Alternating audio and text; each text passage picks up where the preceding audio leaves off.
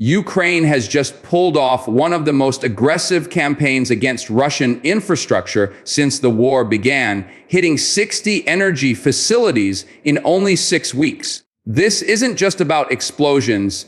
It's about crippling Moscow's war machine, pushing the front lines, and shaking the Kremlin's confidence like never before.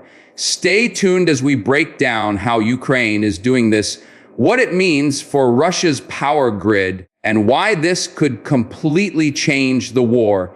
Hello everyone, welcome back to the channel. Today we have a huge update straight from the battlefield that's making headlines worldwide. Ukraine has launched an unprecedented series of attacks on Russia's energy infrastructure, targeting oil depots, power stations, fuel terminals, and even refineries, 60 sites in just a matter of weeks. This marks one of the most intense phases of the conflict since the war began. Analysts say Ukraine's campaign is not just random retaliation, but a calculated attempt to disrupt Russia's military logistics, its economy, and even its ability to keep its citizens warm heading into winter.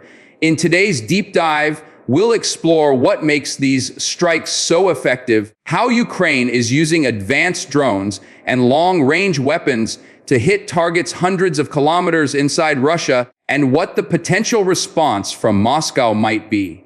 Is this the start of a new phase in the war where energy becomes the main battlefield? Or is it a desperate gamble by Ukraine to gain leverage as peace talks remain stalled? By the end of this video, you'll have a clear picture of how this strategy is reshaping the conflict, what the risks are for both sides, and what could happen next if the strikes continue. So buckle up, because this one is going to be intense and possibly a game changer. Let's begin by understanding what exactly happened over the past 6 weeks. Ukraine has targeted oil refineries in Bryansk, Kursk, and Belgorod, along with multiple power plants and substations that supply electricity to critical military, industrial regions. These attacks have not been small. Videos shared on social media show massive fireballs lighting up the night sky, thick black smoke covering entire cities, and Russian emergency crews scrambling to contain the damage. According to open-source intelligence trackers, these strikes have been carried out using a combination of domestically produced long-range drones, Western-supplied missiles, and precision-guided rockets. The scale of this campaign is staggering. Hitting 60 strategic facilities in such a short time puts enormous pressure on Russia's ability to sustain its war effort. Some analysts believe this is Ukraine's way of responding to Russia's own missile barrages that have repeatedly targeted Ukraine's power grid since last winter. By taking the fight deep inside Russia, Kiev is sending a message that it can strike back, and that nowhere is truly safe. But this also raises questions about escalation. Will Russia retaliate by intensifying its attacks on Ukrainian cities? Or will these strikes finally force Moscow to divert resources away from the front lines to protect its energy infrastructure? The answer to that will shape the coming months of this war. The technology behind these attacks deserves attention. Ukraine has developed a homegrown drone program that has become a critical part of its military strategy. These drones are capable of flying over 1,000 kilometers, evading Russian air defenses, and delivering precision strikes on key targets. In some cases, they have even hit facilities near Moscow, forcing Russia to deploy additional air defense systems around its capital. Ukraine has also been using intelligence provided by Western partners to identify and prioritize high-value targets. Satellite imagery, intercepted communications, and real-time reconnaissance all help ensure that each strike delivers maximum impact. The goal is not just to destroy infrastructure, but to create a ripple effect, causing fuel shortages, blackouts, and supply chain disruptions that hinder Russia's ability to transport troops and equipment to the front. Experts argue that this is a form of hybrid warfare, Combining physical strikes with psychological pressure, when ordinary Russian citizens experience power outages or see massive fires at oil facilities, it undermines their sense of security and could potentially weaken domestic support for the war. Of course, this strategy also comes with risks. If civilian casualties rise or if critical infrastructure like hospitals are affected, it could provoke international backlash. Still, Ukraine seems determined to keep pushing forward, betting that these strikes will tilt the balance in its favor before the winter season fully sets in. Another crucial angle to examine is Russia's ability to defend against these attacks. Despite having one of the largest air defense networks in the world, Russia has struggled to intercept Ukraine's long-range drones. The reason lies partly in the saturation tactics Ukraine uses, launching swarms of drones simultaneously to overwhelm radar systems and force Russian defenses to fire multiple expensive missiles at relatively cheap targets. This war of attrition works in Ukraine's favor, as it costs far less to build a drone than to shoot one down with a surface-to-air missile. Moreover, Russia's energy infrastructure is vast, spread across thousands of kilometers, making it impossible to protect every refinery, depot, and substation at once. Even if Russia succeeds in shooting down some drones, enough still get through to cause significant damage. This has forced Moscow to redeploy some of its advanced air defense systems away from the front lines and closer to major cities and industrial hubs, potentially leaving troops more vulnerable. Analysts say this redistribution of defenses could be part of Ukraine's broader plan, stretching Russia's resources thin until critical weaknesses appear on the battlefield. If that happens, it could create opportunities for Ukrainian forces to launch new offensives or regain lost territory. The coming weeks will reveal whether this gamble pays off. Now, let's talk about the economic impact of these strikes. Russia's energy sector is not just a source of domestic power, it's one of the main pillars of its economy, providing billions of dollars in revenue through exports of oil, gas, and refined products. Damaging refineries and storage depots disrupts production and distribution, forcing Russia to spend time and money on repairs. Some energy analysts estimate that the recent wave of attacks could reduce Russia's refining capacity by as much as 10% if repairs are not completed quickly. This would not only hit domestic fuel supplies, but could also limit Russia's ability to export diesel, a key source of income. For Ukraine, this is a strategic win. Every ruble Russia spends on repairs is a ruble it cannot spend on tanks, artillery shells, or soldier salaries. Furthermore, blackouts and fuel shortages inside Russia could lower public morale and increase pressure on the Kremlin to seek some form of de-escalation. However, there's a flip side. Higher oil prices on the global market could actually boost Russia's revenues in the short term, even if its production is temporarily reduced. This makes the economic battle more complicated and suggests that Ukraine will need to keep up a steady pace of strikes to maintain pressure. Let's not forget the humanitarian aspect.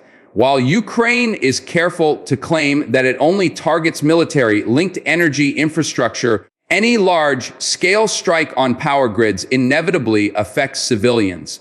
Blackouts can hit hospitals, schools, and residential neighborhoods, especially in smaller towns with limited backup systems. International organizations are watching closely to see whether these attacks comply with the laws of armed conflict. Ukraine argues that Russia set the precedent by launching massive missile and drone attacks on Ukraine's own energy grid last winter, plunging millions into darkness and cold. From Kyiv's perspective, hitting Russian energy facilities is both a legitimate military target and a form of deterrence, showing Moscow that it will pay a price for its actions. Nonetheless, this is a delicate balancing act. Ukraine must ensure that it maintains international support, particularly from Western allies who supply much of its weaponry and funding.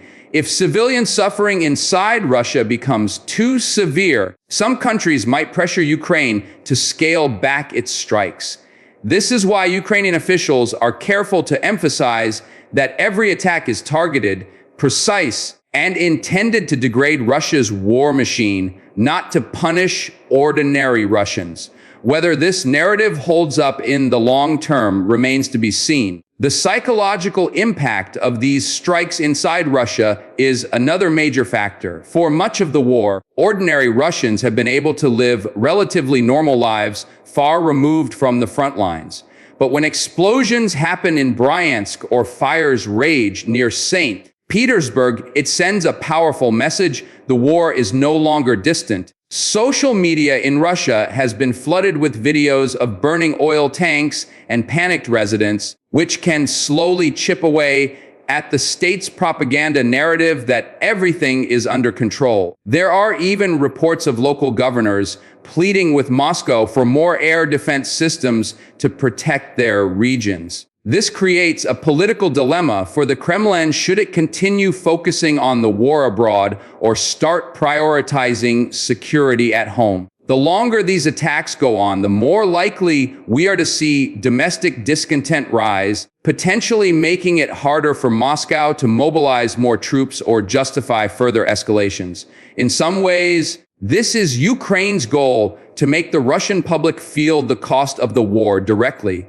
By turning the conflict into something that affects daily life, Kyiv hopes to pressure Russian leadership from multiple directions, not just on the battlefield. Military experts are already debating whether this marks the beginning of a new phase in the conflict, one focused on strategic infrastructure rather than just frontline combat. Some compare it to the Allied bombing campaigns of World War II, where industrial and energy targets were systematically destroyed to weaken the enemy's war production. Ukraine may not have the same level of air power as the Allies, but its growing drone fleet is proving to be a powerful equalizer. These strikes also highlight Ukraine's determination to stay on the offensive despite facing manpower shortages and delays in receiving Western aid. Instead of waiting for Russia to attack, Ukraine is taking the fight to Russian territory,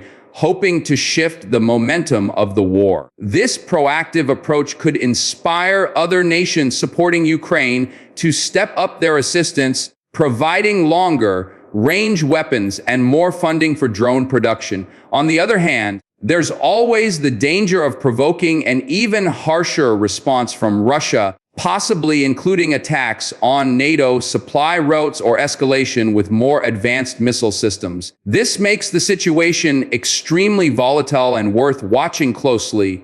Looking at the bigger picture, these strikes also carry geopolitical implications. Energy markets are highly sensitive to disruptions, and every refinery explosion or oil depot fire in Russia sends ripples through global prices. Countries in Europe, already struggling with high energy costs, are monitoring this campaign carefully. While many European nations support Ukraine's right to strike back, they also worry about potential spikes in oil and gas prices ahead of winter. The United States, too, is watching closely, as instability in energy markets can have ripple effects on inflation and domestic politics.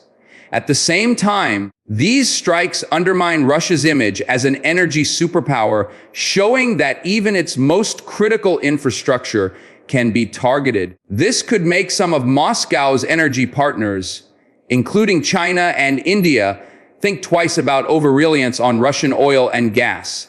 In this sense, Ukraine's campaign is not just a military operation, but also an economic and diplomatic maneuver aimed at isolating Russia further on the world stage.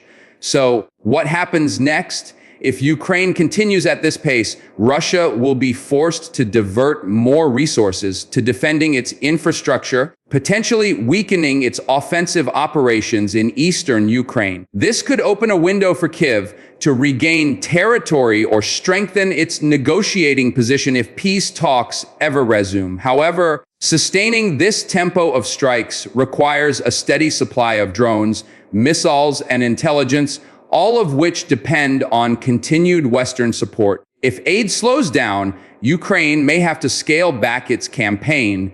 Conversely, if it receives even more advanced weapons, we could see strikes reaching deeper into Russia, hitting targets previously considered untouchable. Either way, the message is clear. Ukraine is not backing down, and the energy war is now a central part of this conflict. The coming winter will test both nations, one trying to keep the lights on under constant bombardment, the other trying to choke its enemy's energy lifeline. The outcome of this phase could very well determine the direction of the war in 2025 and beyond. If you found this analysis helpful and want to stay updated on every major development in this conflict, make sure to hit the like button, subscribe to the channel, and turn on notifications so you don't miss our next deep dive. And let us know in the comments, do you think Ukraine's energy strikes will push Russia to negotiate, or will it only escalate the war further? Your thoughts could be featured in our next video.